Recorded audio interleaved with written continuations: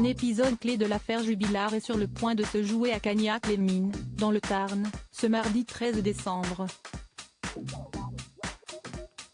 Quasiment 2 ans jour pour jour après la disparition de Delphine Jubilard dans la nuit du 15 au 16 décembre 2020, les enquêteurs s'apprêtent à reconstituer minute par minute tous les faits qui ont pu se dérouler ce soir-là.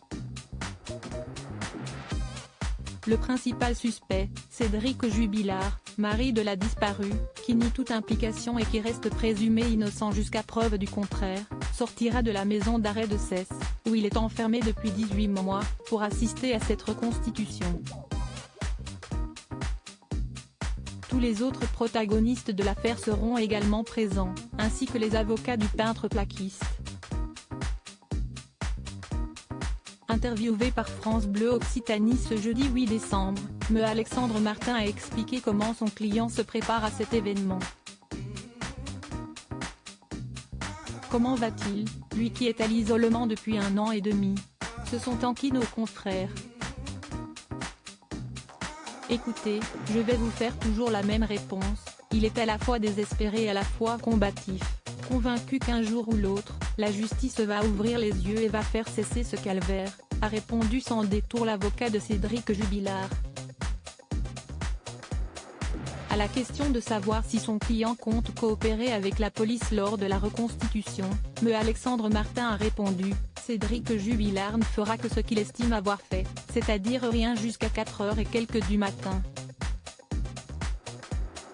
Et ensuite, il montrera ses gestes, les pas qu'il a fait pour chercher Delphine dans la maison et autour de la maison. Le rôle qui lui est attribué par l'accusation sera joué par un gendarme. Quant aux éventuels témoins qui seront présents, le défenseur du mari de Delphine Jubilard a précisé que les 2 voisines qui ont entendu des cris dans la rue seront là.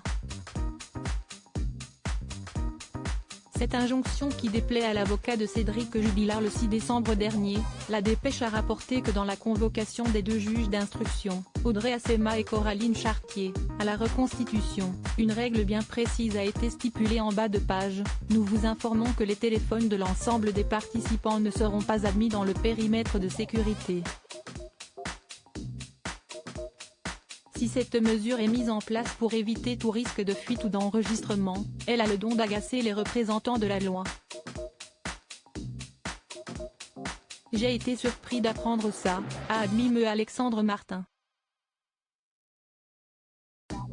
L'avocat a poursuivi en rappelant que le bâtonnier Pierre Dunac a expliqué que cette injonction ne pouvait s'imposer aux avocats, cela pose 2 difficultés.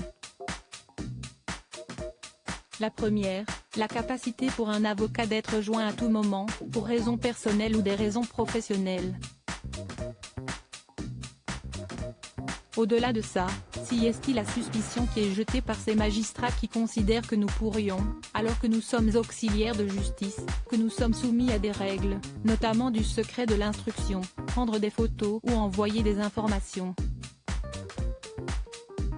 Pour rappel, Cédric Jubilard demeure présumé innocent des faits qui lui sont reprochés jusqu'à l'annonce du verdict final de l'affaire. Crédit photo, @capture d'écran BFM TV.